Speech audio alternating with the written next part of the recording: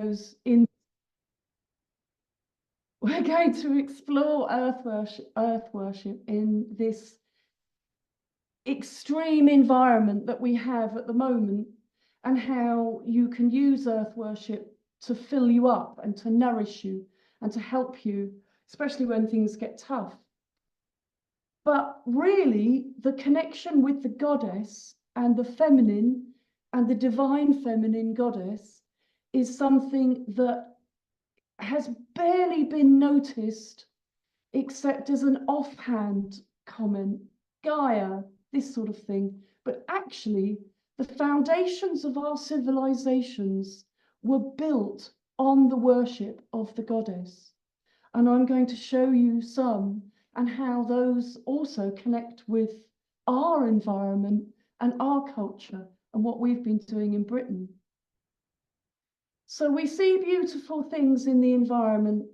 We know what we like, what makes us smile, what makes us happy, what makes us have awe, reflection.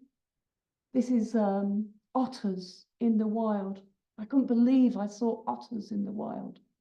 How beautiful. To me, this is also reverence, and nature is the goddess, and the goddess is nature. I personally believe everything is sacred. And if everything is sacred, of course, nature is sacred. And I think many religions and spiritual groups all base their devotion on the feeling that nature is sacred. Whether that sacredness is portrayed through a deity, or a feeling, or an action, or just a way of observing the earth, all of those things apply, and all of those things are real. I say that we live on the church of her earth, and every single part of that church is wherever you're standing. There's no temples that are really needed.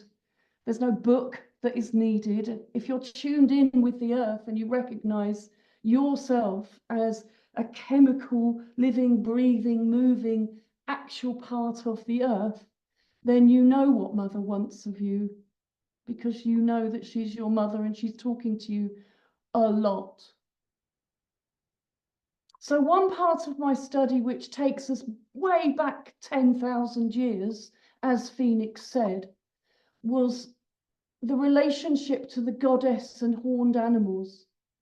And that's an important and interesting foundation, because horned animals of all kinds, from all sorts of indigenous people, were considered they're the top of the food chain within the forest or the woodland situation for a start, but they also were considered to have a relationship with the heavenly worlds, because their antlers or their tusks stood upwards. And so red deer, reindeer, aurochs, bulls, antelope, all those kinds of mammals that were really important in their environment were seen as more special than the rest.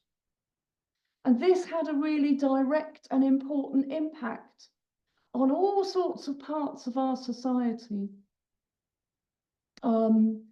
Because they were emissaries of the goddess, many people would skin a red deer and put it on themselves and wear it, and have relationship with the goddess through a kind of psychodrama, wearing the skin of the animal.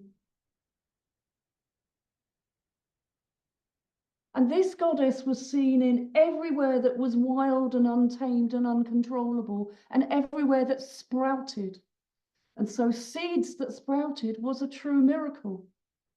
And wild places were special and something to be revered. And in wild places, you would find sacred trees, you would find sacred groves, you would find places to go and honor your ancestors, or to build a small altar, or to thank the goddess.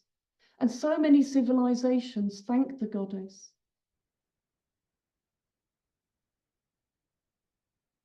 deer. How people hunted was the first taboo. So the taboos were the laws. You cannot do that to a deer because the deer is sacred. So all the animals that they hunted to eat were separated, and the deer was most special, and its bones were treated differently than other animals. And that happened in Britain and across the rest of the world. All indigenous tribes people had relationships with horned animals. And to this day, we know that that relationship is one with the goddess. Even if the reenactments were male, the actual deity that they were honoring was female. And so they started this relationship. Anyone that wants to read how the Greeks began that, there's some excellent books I'll give at the end, perhaps not get into that now. So the first laws were how you looked after the bones of the red deer. You must never break them because then they wouldn't be able to reincarnate. You must never feed them to the dogs. You must always put the skull high up in the tree, the sacred tree, so that other animals wouldn't be offended, especially the brothers and sisters of the sacred deer. So there were taboos that became laws. And those laws, some of them still exist to this day, have turned into all the sustainability indexes and laws that indigenous people have carried out in order to continue hunting sustainably without killing all the animals and without ruining the environmental index of what's going on within that ecosystem. And so tribes people now are being recognized for those actions which are careful and sacred and done with specific precision. But it involves things and ideas like animals are reincarnated and you shouldn't upset them when you kill them. And there should be a relationship. And that's how people started praying and doing rituals and cleansing, and all of those rituals that early hunters had were all about the relationship that they had with the goddess. And we know it was the goddess because it continues today. Starcar is in Yorkshire. It's the only Mesolithic site in Britain that you can see. This is me in the British Museum. And you can see here the skull of the red deer, 21 found at once, 8,000 BC in Yorkshire, 21 found in a community. We're talking a group ritual. This is not shamans doing it one by one. This is not some great individual leader. This is a group ritual where people danced and took intoxicants and got in touch with the deer, the skin of which was on their backs. And we've seen this in coins, we've seen it on walls in caves, we've seen it here in this amazing Mesolithic site in Yorkshire. You can see in the British Museum, and you can see it in the in Yorkshire. There's the main museum in Yorkshire has the most fantastic exhibition. Again, a sacred site, red deer bones and auric bones buried intact at the entrances. So we know for sure that red deer bones and certain animals were treated with more respect. This is Artemis bendis with a deer. Artemis bendis again. This is Artemis. Look at her headdress here. Interesting. There's a deer on the other side of the silver coin there from Turkey. I want to show you quickly that all across the world, the same symbolism. This is a female, as it's called in the British Museum's collection, a silver coin from Iron Age Britain, pre-Roman, but it is again a woman wearing an animal-skinned headdress. There are 7 tribes from Iron Age Britain that have the symbols of Apollo and Diana, and that have these females wearing animal skins and headdresses. 7 tribes, that's a lot, all centered around the southeast of England mostly. This is the Roman 1st century, it's only 100 AD. Goddess Artemis Diana again with deer. This is the most important picture of Artemis Diana because it's the one that's the sacred one from Ephesus in Turkey. And you can see her whole body is covered with animals, wild animals. In here are griffins and horses. This is a big, thick kind of necklace of seeds and acorns, all the special sacred symbols of the goddess of fertility and the goddess of the earth. This was for the Greeks and Romans the same. There are tiny pictures of winged beings making offerings here. And underneath this, they used to think that these were breasts at one point. They're not breasts, they're bull's testicles. And I can tell you years of reading will approve that. These are different animals, but mostly deer, mostly red deer here. Now, what else can we tell from this amazing picture? There are only 7 statues like this left in the world. And what you can see is that her hands, her face, and her feet are black because she is a black female. And if you can imagine that she was one of the core goddesses from 6000 BC at this coastal site in Ephesus, this was the epicenter of her worship. Thousands of people went. This in the Bible, you can go and look now, Diana, whom all the world worshippeth. Where her temple was in Ephesus was called the Bank of Asia. That's how important she was economically and culturally to everything that happened. And of course, it was St. Paul who went to Ephesus, and all the bits in the Bible, letters to the Ephesians, is his letters to the people of Ephesus to tell them, stop worshipping the goddess of the beasts. And what he's talking about is Artemis Diana. And so she was the creatrix, the empowered one that created everything. So she created all the wild animals, all from seeds, everything that grew. That's why there had to be another invention of how it all was supposed to have started. So many people definitely see the goddess and the purity of the goddess and nature being combined. So for thousands of years, we've said that, agreed that, done that. And the thing I like when people say, oh, you're a tree hugger, is that your religion? And I say, yes, but my religion is one that I can actually prove.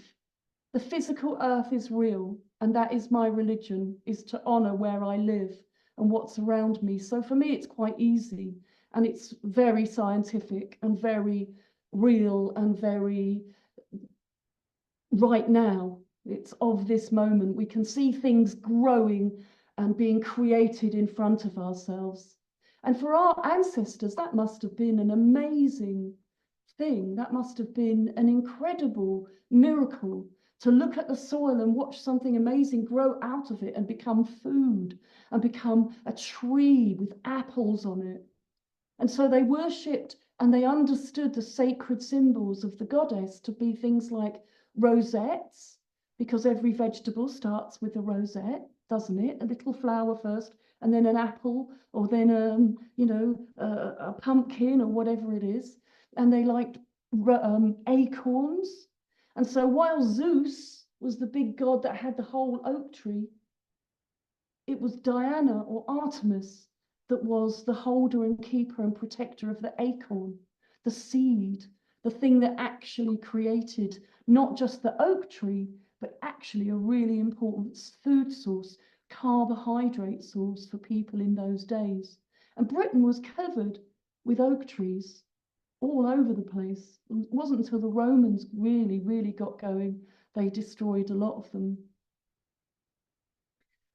The first temple in Ephesus that was started by the Amazon warriors was actually a piece of wood and then a wooden zoan, which is kind of like a totem pole. And then it was a tree, and they changed, and then it became an altar.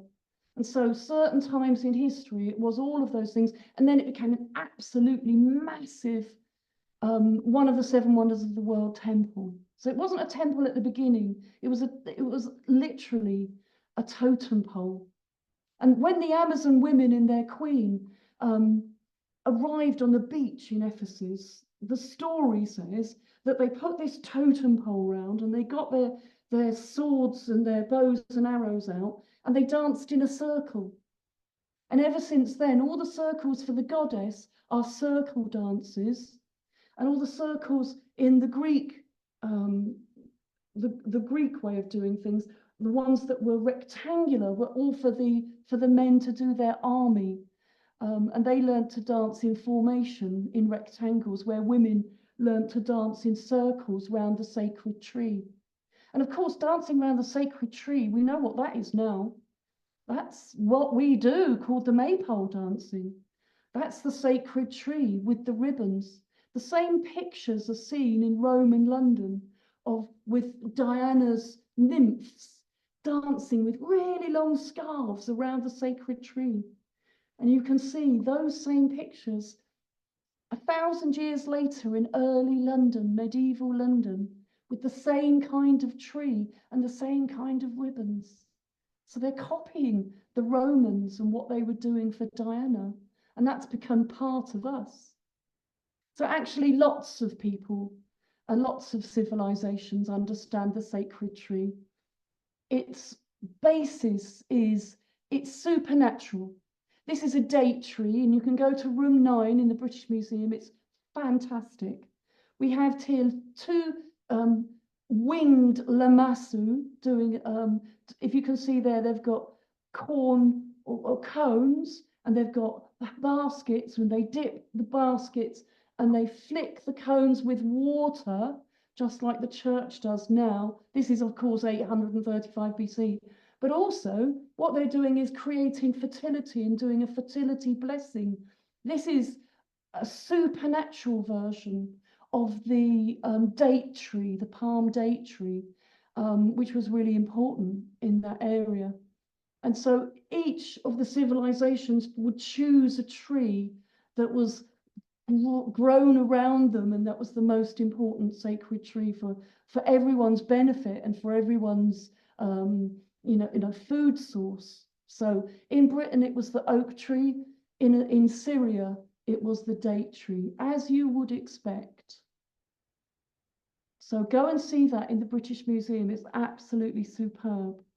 A winged lamassu doing the thing there. This is an interesting version, because this is a tiny little cylinder seal from the British Museum. Here we have an Enki, a fish priest. Here's the sacred tree representing the goddess. It's supernatural, so it's not attached to the earth in the same way. We have a kind of what became the Holy Ghost much later in history. Here's the moon god Min. And here, very interestingly, this dog is a representation of the goddess Gula, the healing goddess Gula. And it was the same for the Assyrians as it was in the Mesopotamians. Gula was very known. All these are the same players, if you like, in the same blessing, having priests and important kings or important people blessing the sacred tree to ensure fertility in the environment around them. This is a good one. I love this one because you've got Diana here with her hair in a bun. Here she's wearing a layered chiton dress. She's going up a mountain. Diana is the goddess of mountains. All around her are signs of emerging vegetation and life, sprouting, moving, spinning, erupting. And she's holding a hind, a female, That's a female deer. She's got her bow and arrow. We know exactly who she is. This was found under St. Paul's Cathedral in London, and it's part of my study of 6,000 similar pieces, which all have this amazing iconography of Diana and fertility and the goddess, and which all have, rather unbelievably, been missed by the establishment. So my book on this particular kind of pottery and its worship in London comes out this year, and it's taken many years. I just draw your attention here to this. This is the ovolo, the cosmic egg. And the Romans believed, here you can see, they believed that the universe fertilized everything from the heavens, and that fertility created what is here. You can see a little rosette, and the rosettes hold everything together. And so the rosette's an important sacred thing to remember. Here's another example of a piece of pottery that I've drawn out. You can see Diana, the hind, her bow.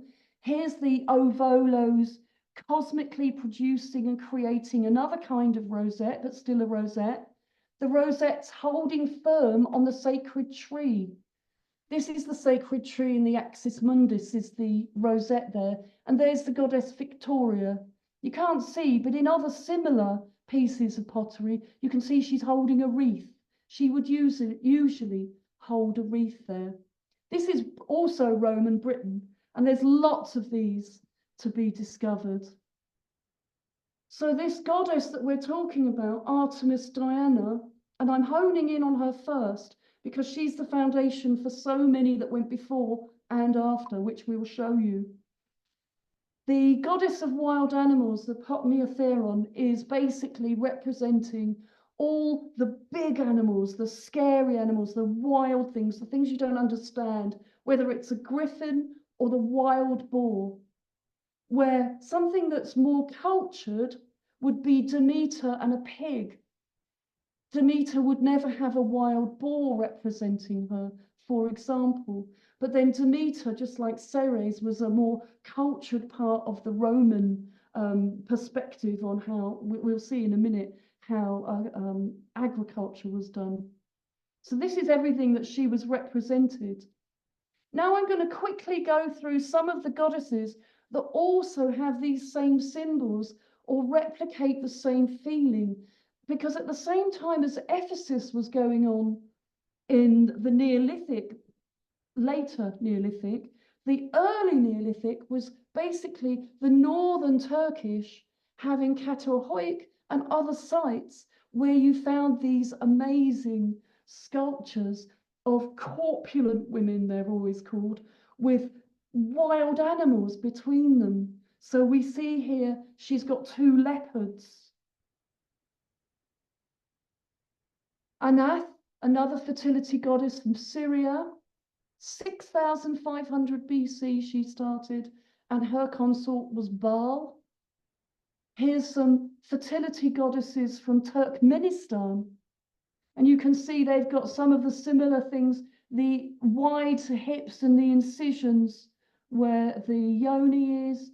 These are holes which we can see all over the goddess Ishtar and some of those goddesses. They would put jewelry, and jewelry in this age was a sign of power. So they would have the holes to put jewelry in to make them more powerful, and they're probably all just broken off over time. Hittites, and there was often this connection with, because they were the goddesses of the wild animals, you would see the goddess produced as an animal everywhere. So here's Astarte as a bird. You don't always see her. Or you see this kind of thing with what are these little tigers crawling up her sides, or as part of her arms. Tigers are there with wings as well. Still supernatural. Here is Kibele or Cybele. She's got two lions there. This is also from Turkey. And at one point in history, in certain places, Cybele or Cybele merged with Artemis Diana.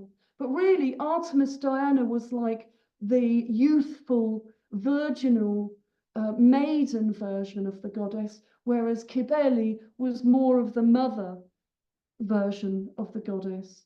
And somebody like Kali or Hecate would be the crone that's not producing, whereas Diana and Artemis are busy producing seeds and vegetation all the time. They're busy, busy.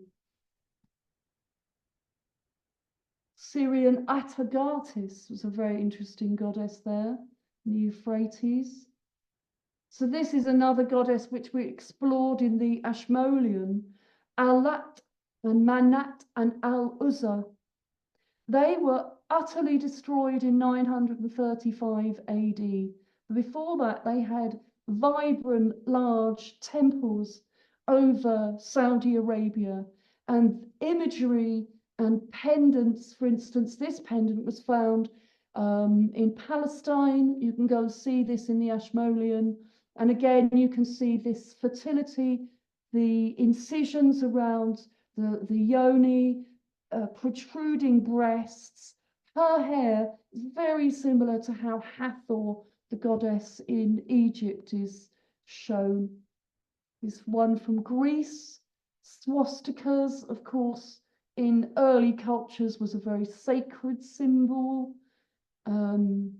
Spirals and circles you see a lot. Thracian goddess from Bulgaria, she's fabulous, with a snake. So there's lots of connections with wild animals, and also a sign of the goddess being very sacred there. She's got rosettes all over her, and it looks like a kind of Medusa down here, doesn't it? Ishtar, it's a beautiful piece of work. I think this is one of their best pieces. From Iraq, from Pakistan, again, you see the flowers and the fertility and the earth coming through. Isis, another fertility goddess.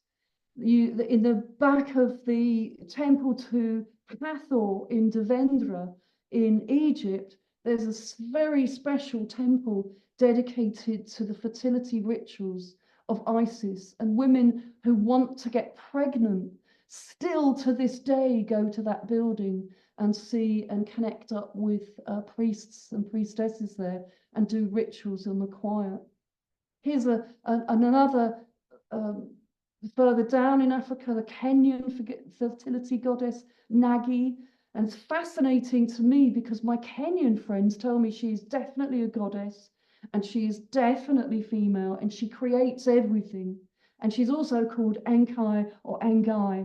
But if you look at the Britannica right now, you'll see that she is currently a man. Yorba, of course, the goddess Oshun. We've sung about her in our choir before. She's known as Mama everywhere in Africa. Fresh water, all the really central things to life like food and water and reproduction. Here's what I was saying earlier about Demeter and Ceres being more modern Roman goddesses, let's say. I mean, Ceres was created because cereals and crops were created. And this land between the city and wildness, whereas Diana and Artemis held the energy of the wild land, this is Demeter and Ceres were more organized. There were long lines of produce rather than a scattered, wild and chaotic environment. Here we're going even more modern now, 900 AD in the British Museum. Similarities, even in Mexico, holding their wombs, accentuated breasts, flowers, headdresses, all the same signs. This is very, very old, but also very, very modern. As we know, Bridget was the Celtic fertility goddess of the British Isles and of Ireland, still exists, still honoured, same symbols, the spiral, milk, pregnancy, fertility, increase. And the way I love about how the Celts express the goddess, Bridget especially, who I feel really connected to, being Irish myself, is that they can take a piece of string that is just a straight line, and with a stick, they can make it into a hat. And that, at the time, weaving and sewing would have been incredible. What a feat, what a magical thing to do. And so I think that the way the Celts have created their artistry and weaved the goddess in with everything, with their stories, and they haven't lost her. I think that's wonderful and shows the way that the goddess is in very simple things that are actually very magical. So fertility is viewed in lots of different ways, therefore, in lots of different civilizations. Here, where I live in Wales, we have Rhiannon, and I do connect up with Rhiannon, and I love working with Rhiannon, the fertility goddess. I put there because she's also something I've never seen before in fertility goddesses, is the epitaph of goddess of forgiveness and understanding. And I thought, gosh, we need a bit of that, don't we? We really do. So, earth worship today. Obviously, awe, respect, prayer. I've got a few versions I want to show you. I'm sure you all know these, but I also want to put this out and to gather my thoughts on this, because it's important that other people know and remember that pilgrimage is still important and people still do it, and that it is worthwhile. That befriending animals or befriending a tree in your street is so important, and having a relationship with something that's living, a plant. So earth worship today does, yes, include animal protection, conservation work. It also includes doing our stuff with trees, saying, wow, I love this tree and I want to remember my special friend, or I want to dedicate this ribbon to something in particular. We also have continuing celestial worship, although it's gone through different incarnations, let's say, and different religions have taken it over. But it has been used, Stonehenge, for different kinds of worship, hasn't it? And that's me in the middle today, praying with the Shakti Sings choir. We sing and we pray in gratitude to the earth, really. It's nothing special. There's no books. There's no clever words, except what we feel at the time that expresses some gratitude and love. This is one of my favorite things, vegetables and their amazing healing powers and their powers to create a perfect body and lower your impact on the environment and get all the colors that you need. And they grow from the earth, so they are the earth. So I worship vegetables, and anyone that follows me on Instagram, for instance, will know that mostly I just print pictures of vegetables. Here's the maypole, another kind of earth worship, isn't it? Still doing that today, and I tell you, it started in Rome and London with worshipping of the goddess Diana. Earth worship today, different viewpoints, different ways to show the goddess, different ways to explore. Is she the earth? Is she water? How does that become expressed in a modern context? Here's another modern piece of art that I know Raga will specifically love, because the Sheila na gig is part of the fertility and the birthing and the birth canal. And of course, all the symbolism, the ovolo is the cosmic cunt, if you like.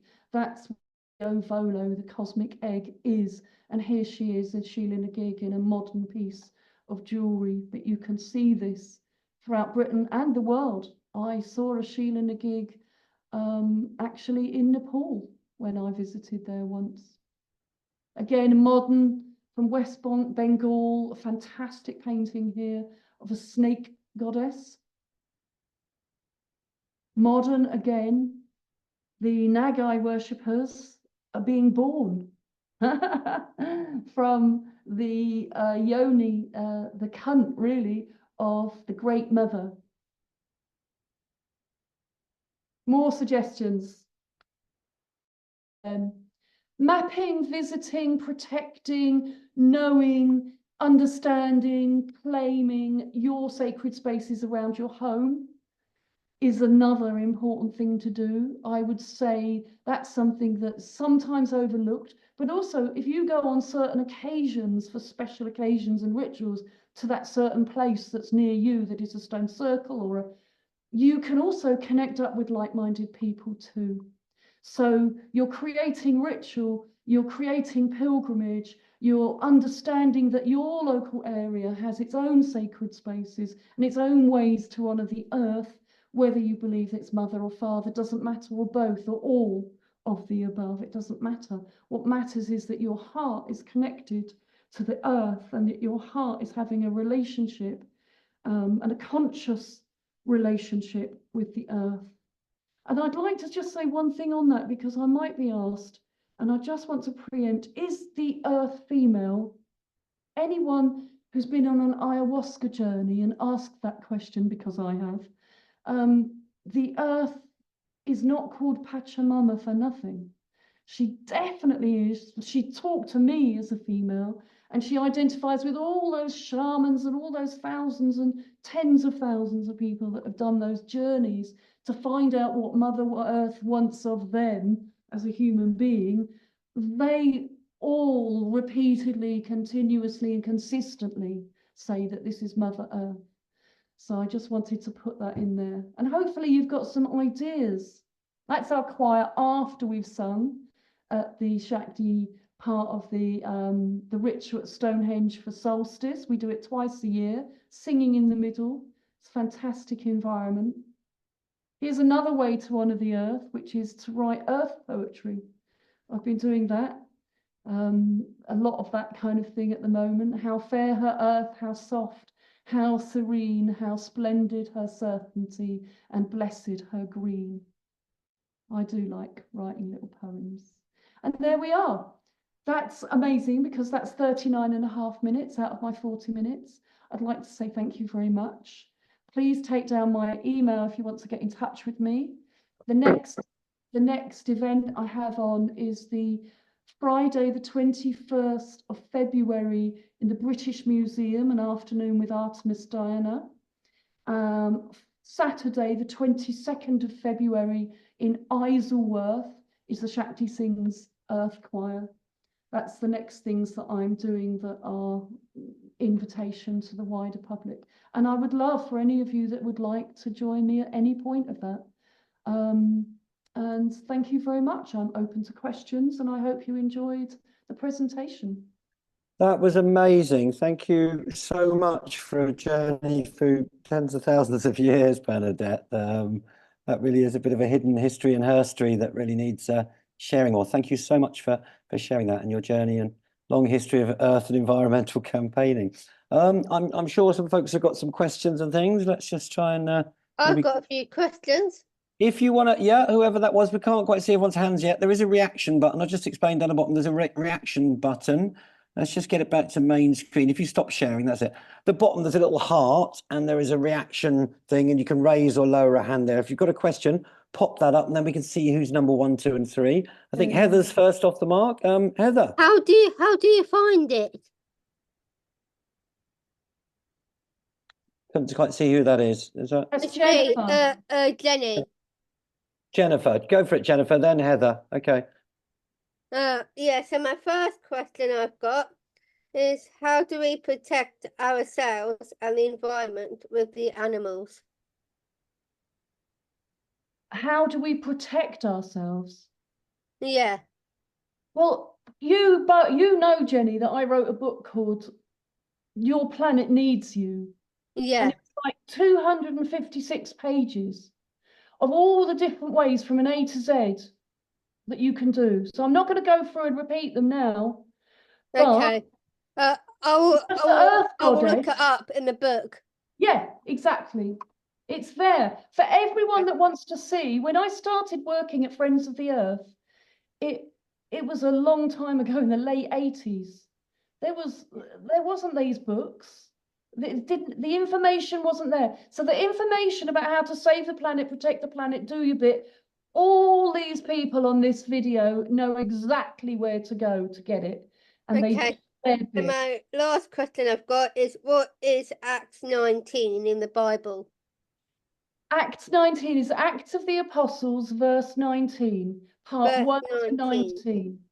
Apostle. So Acts of the Apostles tells the story of Demetrius, the silversmith, who was very upset because St. Paul had come round and said, you should stop selling all these votive offerings and little silver and bronze bits of yonis, cunts. They were little tapped out yonis, and the women would take them to the temple of Artemis and say, I want to get pregnant, please, goddess, beloved goddess, help me get pregnant, help me find fertility. And so Okay.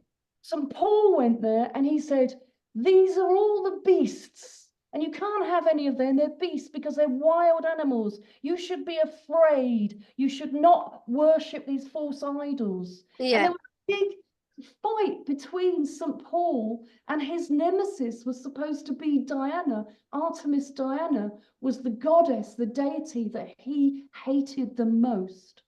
Yeah, Why don't you the reason know? why I was asking about the Bible reading is because I'm doing a speech for the Bible in church. That's why I Okay, was asking. good. Well, I hope you read that. That's very good. Yeah. Okay. So it can be a comment, a feedback, or a question. I think Heather's next. Then it could be Dottie or Raga. Then Marion. Over. Heather, go ahead. Heather. Thank you, Heather. Are you muted? No. Go ahead, Heather. We can test if we can hear you.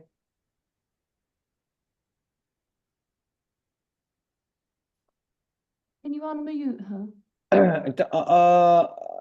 She says she's not muted, but let's have a look. Dottie, I don't know. Can you hear us now? Oh, Yes, Harriet, go Can you ahead. hear us now? Yeah. Okay, Great. James has a question. Hello. Yeah. The idea of the horned goddesses as emissary, horned animals as emissary of the goddess. Is this just from current practice, or what's your source of the idea of this? oh, there's lots of sources. Lots of sources. I'm trying to, what's that? The History of Magic and Religion, that really big fat book, which was written in 1919, and it first came out in 10 volumes, and now it's only one volume, and it's, what's his name? Fraser, John G. Fraser.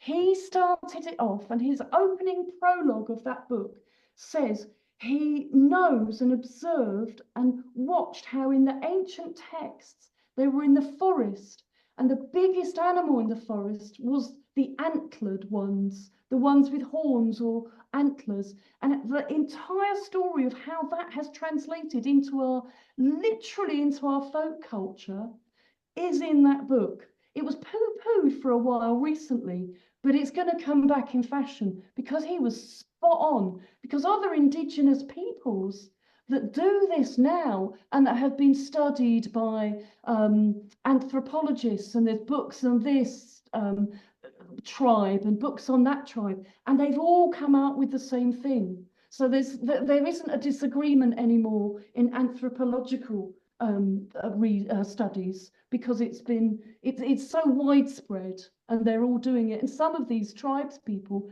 have actually been honoring the goddess for thousands of years since they started, and they have literally just never stopped. So we know that. Okay. May I ask a secondary question? Did that answer your question, sir? I think so. Yeah, it gives me the source. That's what I'm looking for. Thank you, Bernadette. May I ask a secondary question? Yeah. Okay.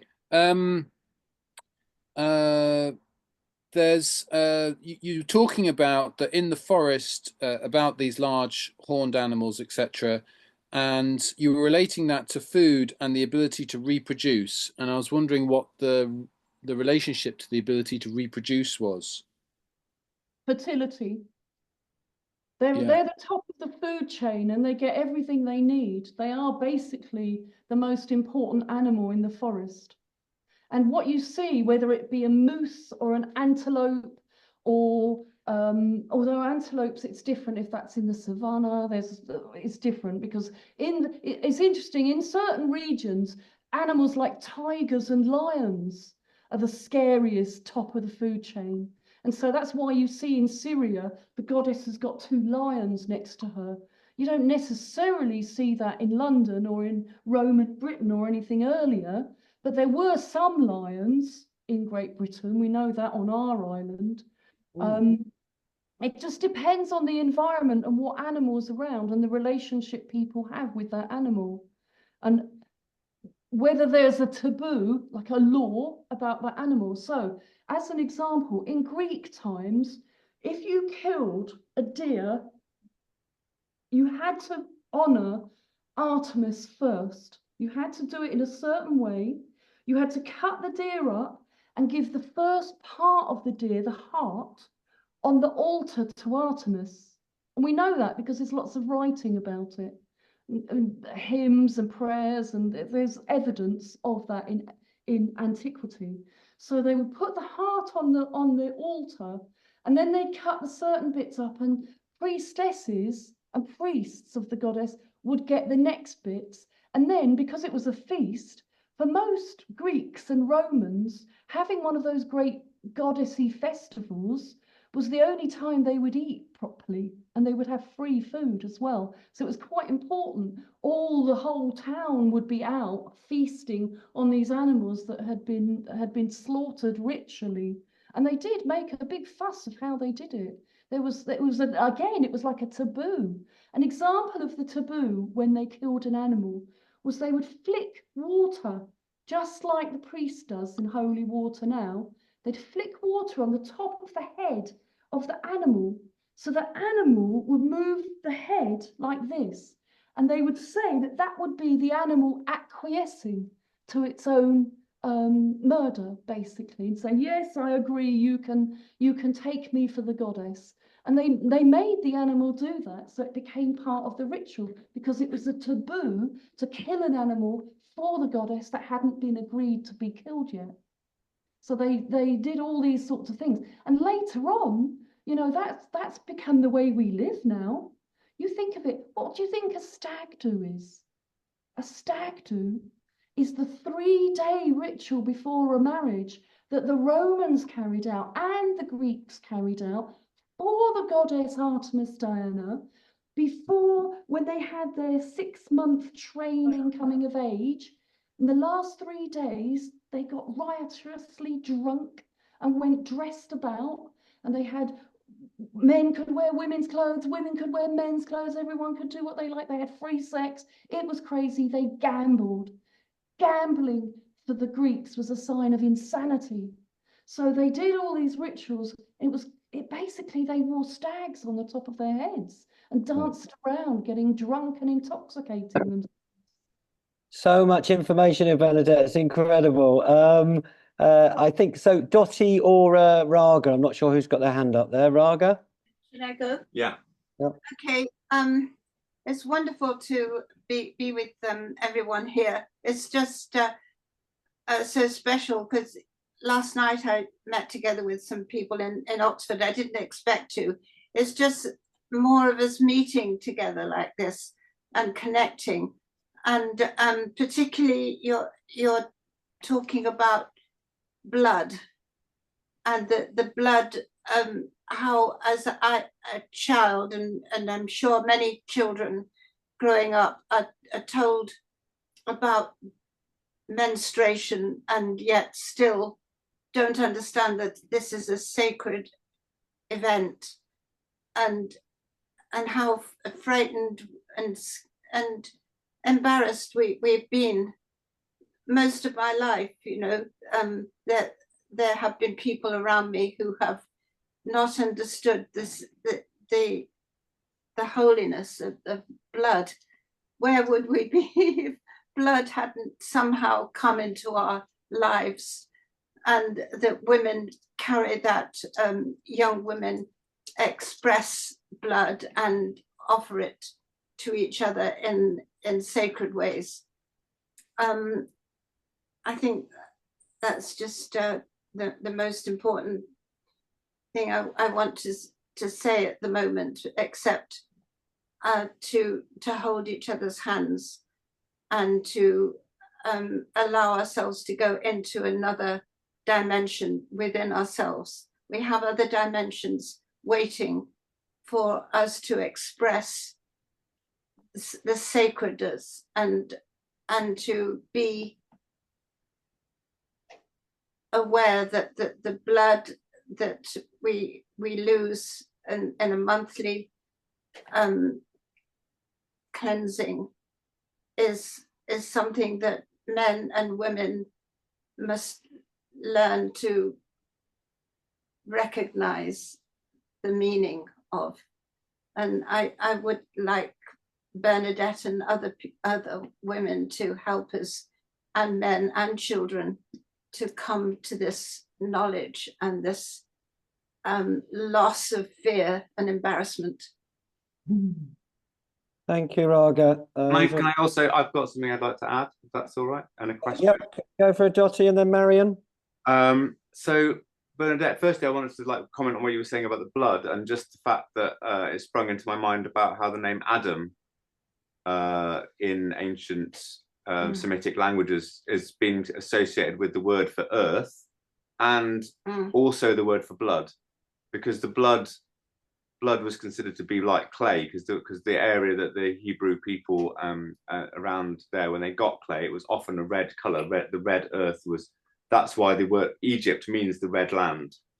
Right. Kemet means red land, and so the red clay was what they built the pots from, and was the things were created from. So there's definitely a connection there with the origins of life, and and those very ancient stories. And my question to you, Bernadette, was I have a personal obsession, and I think Maya's joined me in this obsession, who's sitting here, with the statue in the British Museum of the Queen of the Night, who I've thought might be a Rishka gal, and you didn't mention her, and I wondered if you had a few words to say about her, because I'm just absolutely fascinated by her. Yes. Do you want me to answer these two questions, Phoenix, quickly? Yep, go for that, and then we'll come to Marion. First of all, about menstrual fluid, those of you that know me, and I think Raga knows this, my first book was called The Sanitary Protection Scandal. And I used to go around the universities of Britain 35 years ago, throwing sanitary towels into the audience and making people scream, even though they were absolutely brand new and whiter than white. And I used to talk about their production, getting over yourself, shame, women's issues. And for about the first 2 years, people would scream. And then they kind of got over it a bit. And so publicly, I remember going to ITV when they were putting on an advert, the very, very first advert for sanitary towels, and they were all beating themselves up about what the words they had, couldn't say the word blood, and and there was going to be complaints, and there were 10,000 complaints the first day, and then people got over themselves, and now there's sanitary towel adverts on the television. So it's a process, and I'm doing my bit. I hope everyone else is doing their bit. I do know that one last thing about menstrual blood. Recently, and I know Helena Foss, who's on here, is doing a book on this. Recently, they found out that menstrual blood holds in itself amazing stem cell power. Amazing. And it can be curing things. And all this time, we've been medically and biologically and culturally afraid of something that could be the most amazing healer on so many things. So it made me laugh out loud when I saw that scientific study that came out just a few weeks ago. And so fair play to everyone that's doing that. That will be a game changer, I think. The second thing was about red clay. You always see, oh, I just wanted to say hallelujah the cunt. yeah, I did say the word cunt in my You presentation. did, thank you. Just for you. No, not Goddess just for you. Canty, I'm not the afraid. Kentish town crew. I'm not afraid. The red clay, red ochre, red is a colour that has been associated with the goddess in many civilizations. And if you go to the British Museum or any of the big museums, you'll see all these beautiful white marble statues. Actually, most of the ancient statues were very coloured, and the female goddess was often mostly red. You would see her in red, and you would see some of the symbols in red as well. Just to say, I don't mind flowing on longer because this is one of my favourite subjects, and I'm sure it's fascinating for everyone here as well. We've got Marion, and then I think What I about felt Arishka Gal? We didn't get Arishka Gal. what? Oh, Mr. yeah. Grell. Oh, yes, it's one of my favourite pieces. Then Is Anna Oakland. Sorry, carry on. Arista Grell is basically the demon goddess, or the demoness, if you like, a very frightening, dark goddess who lives in the underworld. And when Ishtar, her sister, went down and lost her 7 powers, which were all nature powers, she got down in the underworld, and because she wanted to pay homage to Eriska Grell's husband who died, Eriska Grell couldn't help herself but be angry and storming, and just like a demoness, she was furious that her sister had come all the way down there. And she basically hung her by her ribs on hooks in the air and said, "You can just stay there until I feel better." She was probably the earliest, demon of hell in the hell realms that you could expect. No sense. She was crazy. She was angry. And you have to love her for the fact that she's just so angry. The piece itself is ridiculously called the Queen of the Night, which gives the impression that it's something to do with prostitution. She was the same colour red that you've been talking about. I wish the British Museum would learn really how to properly mark and represent some of these statues, because it is depressing walking around and seeing, such a lot of the pieces are named after the man who found them, or the man who bought it at an auction. Some of the best pieces are named after men that tangentially were involved with the production of that piece 1,000 years after it was made. Or they just call a statue of a goddess a statue of a woman, and don't. Oh yes, that's a classic. Statue of another woman from Greece.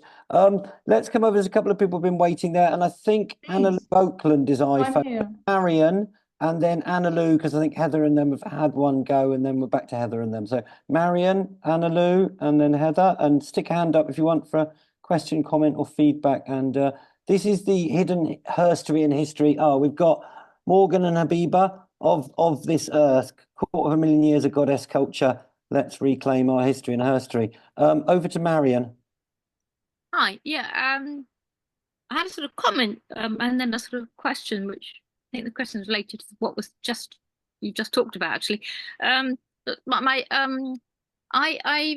Scottish campaigner Alistair McIntosh, he's written a rather very quirky book called I can't remember. It's about a pilgrimage he did across the Hebrides, and in that he writes about how really within living memory, within his living memory, that the hunting of the deer, when a deer was killed, the hunter would sit down all night with the deer after it was killed, and would be sitting communing with the deer or doing some chanting, or and they wouldn't actually take the deer away or dissect it until they'd spent this night with the deer.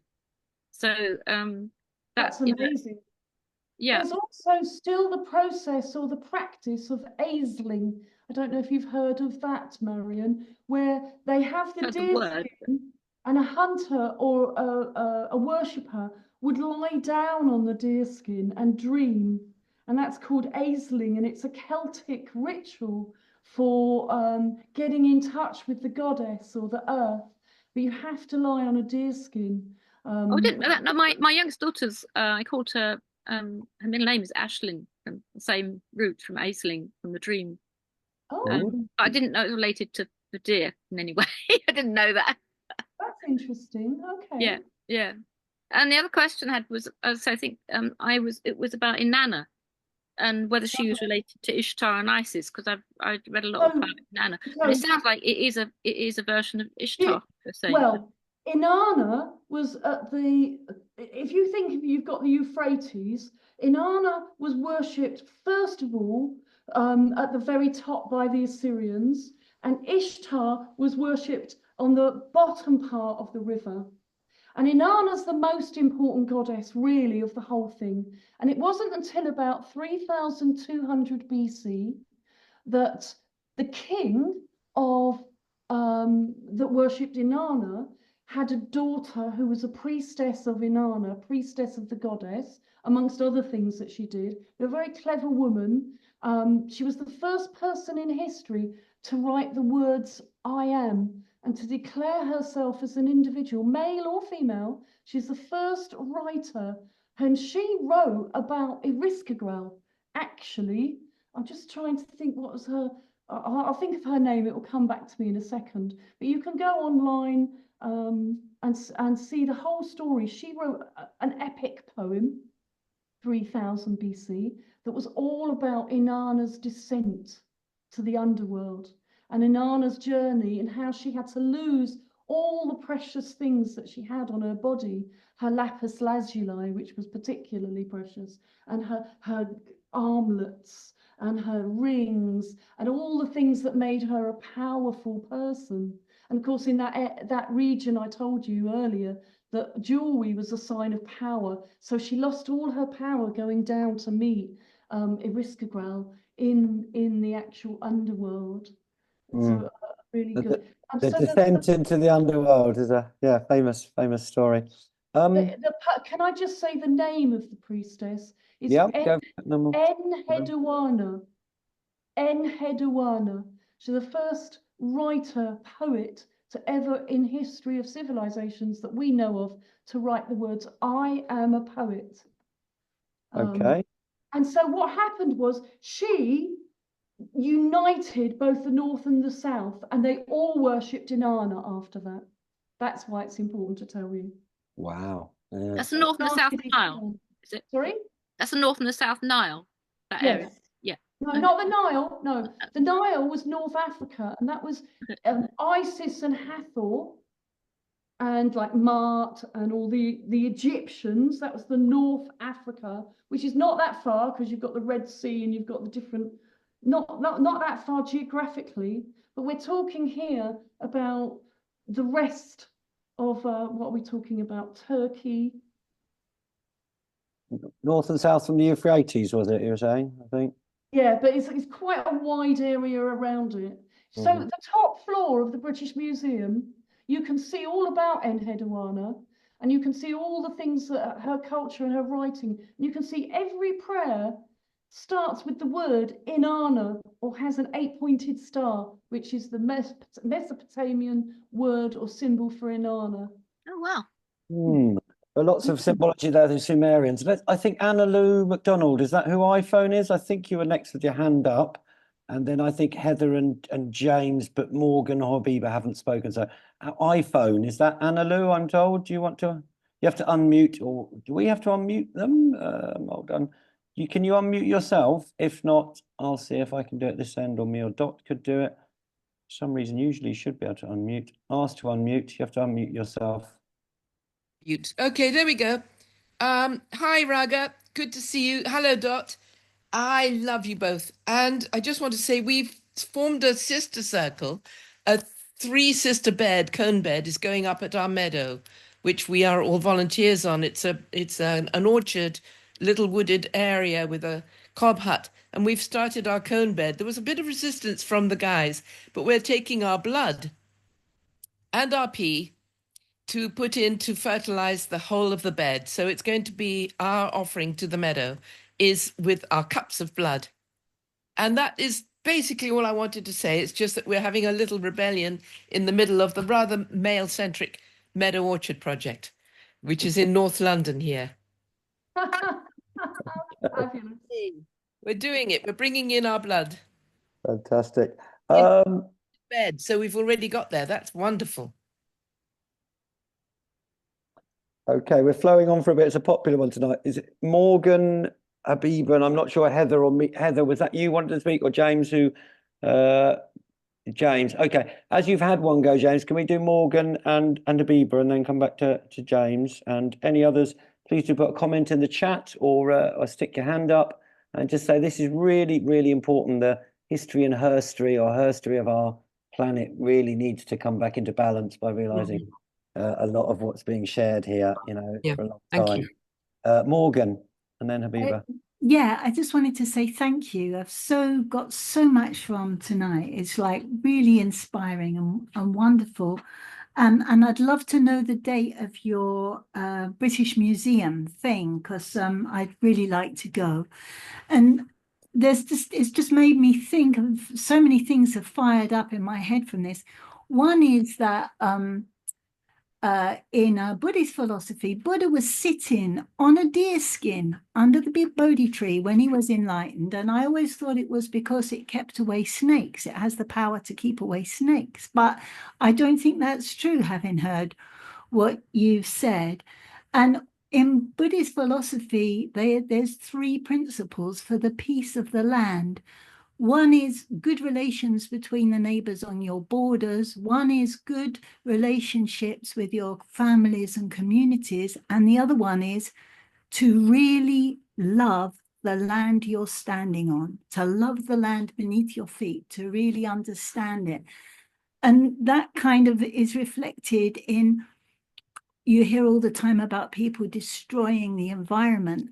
But where there are most creatures and where life flourishes most is where there are indigenous peoples looking after it. There's more creatures and wildlife and stuff growing there than anywhere else, which gives me a huge amount of hope. And then just to say, on periods, when my daughter had a period, I was really worried that she would feel afraid or upset or something. So I gave her a beautiful crystal necklace and took her to Paris. I wanted to make it into a good thing. And I think it worked, you know, despite the times. And I really think that it's great when women take the step to really do things like that for other women and make it easier for them, because there's still such a huge taboo, you know, all around the world. So, but you've given me so much to think about. I think I have to go and do a ceremony. So thank you. Thank you on that. The power of ceremony is really important. I did a good one at New Year about letting go and bringing in and with a big bonfire, and it really, really helps, the power of ceremony. And we need to reclaim our, you know, rites of passage for our young people, for young, you know, women and men, you know, and passing from one age to another of all ages. You know, there's some elders here tonight and there's some youth, and we all need to reclaim those ways of helping people through into the next stage by marking it. Did Habiba have one hand up there, and then over to James? And please, anyone else who's got a comment or a question or feedback, or put something in the chat. Lovely to see old Jay and lots here tonight. Habiba. Is Habiba still with us? You have to unmute, Habiba. Don't know whether the mute all thing has done something. You have to unmute. I can't hear you, Habiba. You have to unmute. Yeah, I done it. Can you hear me now? Yep. Yeah, so Bernadette, lovely talk, and I put that in the chat. I'm gathering, and I've heard that this was the worldwide religion way back when for every culture. Yeah? Yeah, because Yeah. where did food come from? That was my question. Thanks. Food, number one, life and death. That's what people are interested in. They didn't have newspapers or anything to distract them like YouTube. They basically had the stars in the sky and they had the earth beneath them and everything that went on around and how the animals interacted. That was their world. And so they honoured that which they thought gave them dinner. And that was the producer of wild animals. The honest to God, the Christian church have made it as if there was this old man in the sky who is the equivalent of Zeus that created everything. But So it was just wiped out in a matter of, and a new religion installed as happens. It just, they had to take power, didn't they? yeah. I mean, if you wanted to take over and take power, you would have to destroy the reputation of your enemy, just as St. Paul did when he went to Ephesus. You would have to destroy the religion, just as all those gangs that went round and smashed up all the wonderful temples and things. They did try and destroy them all, but they didn't manage to destroy them all. There's plenty of places you can go and see. It's not like there isn't any evidence. But equally, there's something called femina. And if I could just explain what that is for a moment. The idea of femina was in the medieval era, the monks who were basically in charge of rewriting history, of writing, they would take a manuscript, and if it was written by a woman, they would write the word femina on it, and they'd throw that in the fire. And they basically wiped out female history.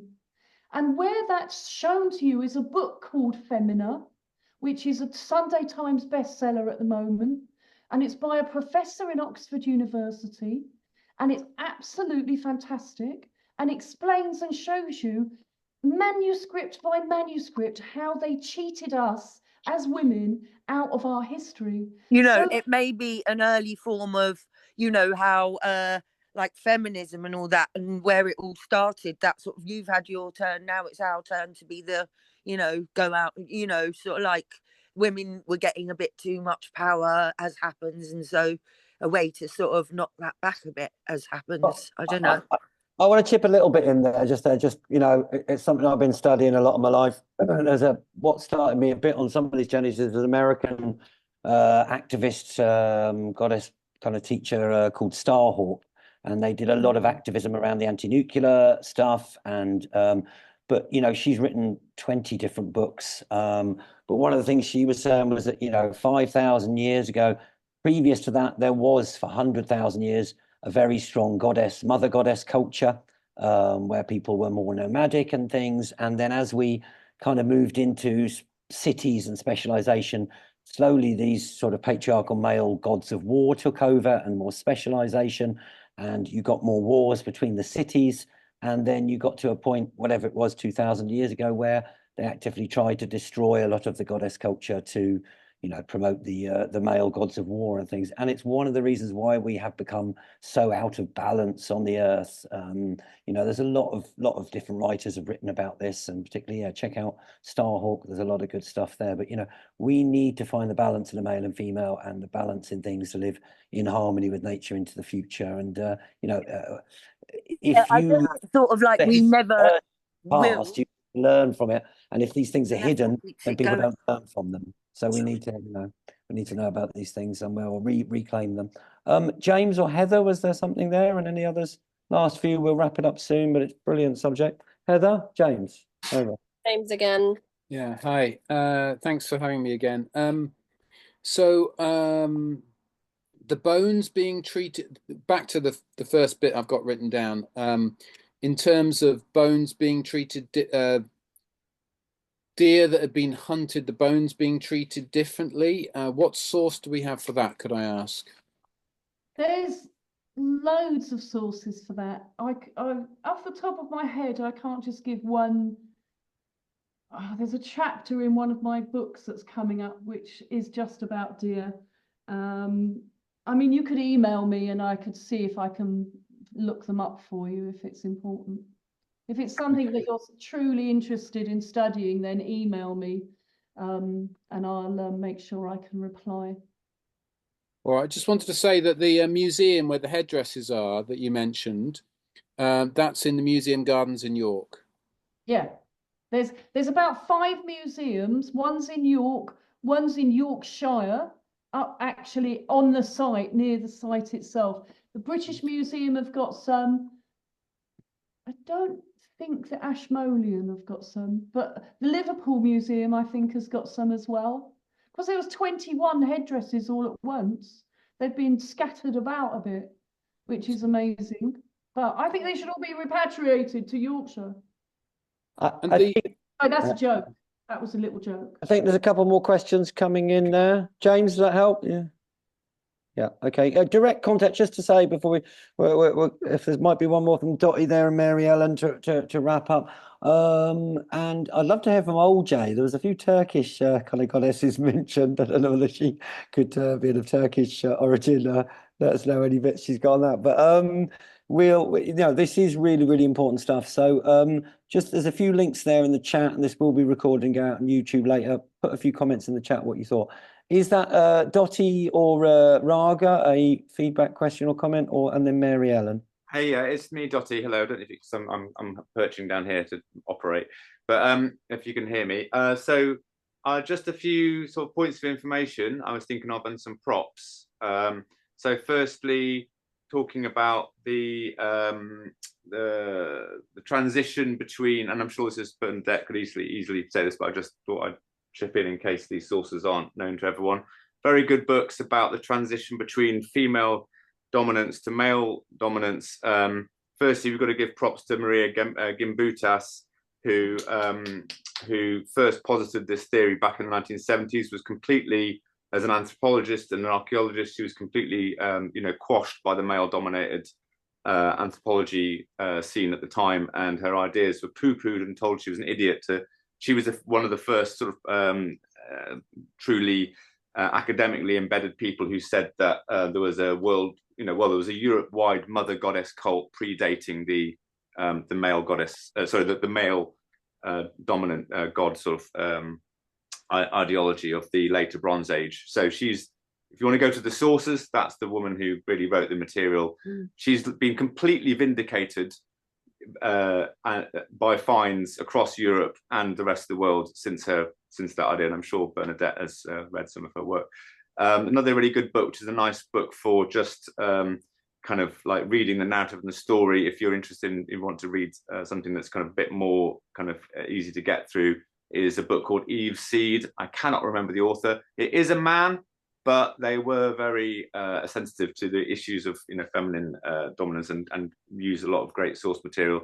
It's basically all about why did the world change from being a female goddess worshipping, land worshipping, and careful kind of civilization to one that was obsessed by war. And it's all about, and it goes through all the different mythologies, especially the sort of early Christian, the early sort of Talmudic works and their origins in Babylonian sort of myths and stuff. But that's really good. So props I was going to give. So firstly, I was going to say I went to farming conference and met this woman called Rachel and another woman called Anghared, who are part of this collective called Animate Earth. And they're really, so if anyone out there who's interested in reclaiming the land, connecting with the land, listening to the land, bringing back goddesses, they're doing a lot of work and storytelling and kind of creating connectedness. So I think they're definitely a good group to look at. I think they're called animate-earth.org online.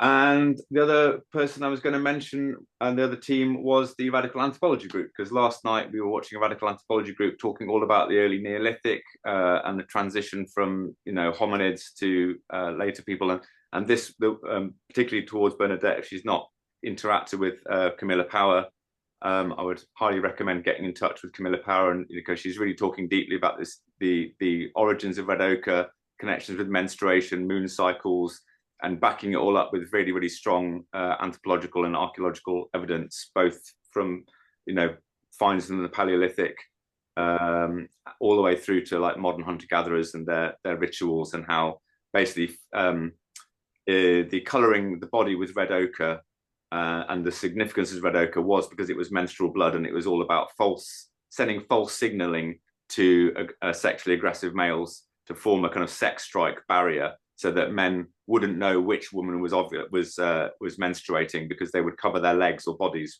with fake blood so as to appear that they were all menstruating, thus creating a way that the dominant male couldn't choose which woman to have sex with, and pick them off one by one. It's a fascinating theory, which is, I think, more than a theory, probably a historical fact. But go back and read Chris Knight and Camilla Power's Sex Strike, which was published now almost 30 years ago. Yeah. That's the Radical Anthropology group. We have got through to Chris Knight and Camilla, who are occupying Parliament Square with us. They're up for doing a webinar at some point. I think Mary Ellen, I don't know whether old Jay has appeared, whether she wanted to. No, okay. So Mary Ellen, let's go for it. Last comment, question, feedback there. Do put something in the chat about what you thought tonight, a few words, but over to Mary Ellen. I think, or Heather or James got a last quick one, but let's wrap up soon because it's been a longer one, but it's amazing. And it's a conversation that needs to be kept going on many campfires and community centres. Mary Ellen. Absolutely. That's exactly what I was going to say, is thank you so much to Bernadette for coming and doing this talk, and to you, Phoenix, for organising it all. And I would love for Bernadette to come to Small World and speak in the Speakers Forum about, speak more about this, and maybe do a workshop in the campaign space as well. To we need more of this. So thank you. Thank you. And if we could all send lots of love to Mary Ellen. She's been in hospital recently, and we all want to send her a wave of energy because she's Lovely to see you. Loved by many on the festival scene. Heather, James. Me, I Heather, just wanted to say a huge thank you to Bernadette for your, it sounds like, lifelong work. I think, coming from a younger generation, I really feel like this is something that I've been, like, my soul has been yearning for, to learn more about. And I feel like when you mentioned about the rites of passage for the younger people, and how there seems to be they're not really there. I mean, they are there, but it's not in our mainstream culture. I just want to say thank you. That I really feel excited that I've got so much to graft from what you've shared, and it feels quite hopeful to be able to be part of a community that is engaged with this. And just thank you. It's really sweet. Thank you. And thank you back for your good questions as well. Oh. When my daughter, I have one female and one male child, and when my daughter started her menstruation, she was about 12 or 13, and I said, right, it's Red Celebration Day. And we went, she wasn't really into it, but she was once I said, right, you can buy anything you like as long as it's red. And we got red food and red jelly and red ice cream and red knickers and red jumpers and all sorts of weird red things. And she was excited for redness. And so bring back red, definitely. Thank you for all your contributions. Thank you, Bernadette. Really fascinating, yeah. It would be good maybe if you Mary Ellen. I'm sorry, Mary Ellen, my brain doesn't work so well, but much love to Mary Ellen from Raga and all the other friends for the past years. All right, guys. So if this will be up on the YouTube soon, we'll come back after Bernadette. One more thing. Comments. Go on, Mary Ellen. I'll just sum up and then Bernadette for final comment. Disabled people traditionally also had a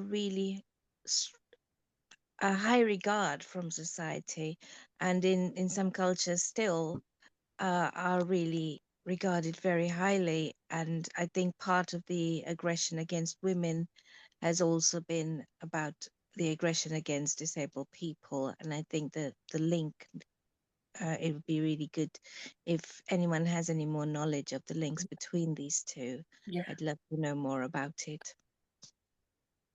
The goddess Athena was so kind and had such a compassionate heart that she was the only one that rescued her brother Vulcan, or Aspiscus, as he was called in Greek. When Vulcan's mother threw him down the mountain, she rescued him, and he became disabled and had a bad arm and leg, but he could still work in the forge with metal and with fire. And she showed supreme compassion and said, "You are a beautiful person inside. I don't understand why anyone could think that you were not stunning," with the equivalent in Roman times. So Wow. Goddess Athena there. You can see the picture of that in the British Museum. So just in finalising, thank you very much for coming, Bernadette. I'll come over to you for final comment, but whether you could put a contact or a web link or anything in the chat. I know a lot of people, including myself, would like to come to your tour of the Oxford and the London Museum. That would be brilliant. Is there an email, a web link, or anything we can find out more? And thank you so much for coming and, you know, revealing ISIS Unveiled, you know, the ancient knowledge of, you know, the hidden history and herstory of our planet. And it's not actually that hidden from what you've shown us tonight. There are goddess statues and temples all over the world. And we need to find that rebalancing again if we want to have some peace and being back in harmony with nature a bit more. So thank you so much for coming and sharing this lifelong work and knowledge and wisdom with people. We'll get it out on the YouTube to lots of people. Over to you, Bernadette, for a final comment or summary. Thank you so much for your life's work. We salute you. Over. Oh, thank you. Yes, I did decide about 15 years ago that I was going to write a little booklet of the actual evidence of goddess worship in London. And I thought it'll only be a booklet, so 6 pages, 10 pages. I've now written 3 books and they come out, hopefully start coming out this year. The first is deities, the goddess and dogs, and the divinity of dogs and their relationship with the wild animal, and as an intermediary between the goddess and human beings and their importance in our culture, and how London was built on dogs, and how we got the epitaph as British people that we are a nation of dog lovers, and that's because of the goddess herself. That's no other reason than the fact that London's built on dogs. And then the second one is about St. Paul's Cathedral and how there was a temple to Diana underneath it. And I've got the goods. I've got more evidence than anyone has ever published, ever, because nobody's properly looked at the subject.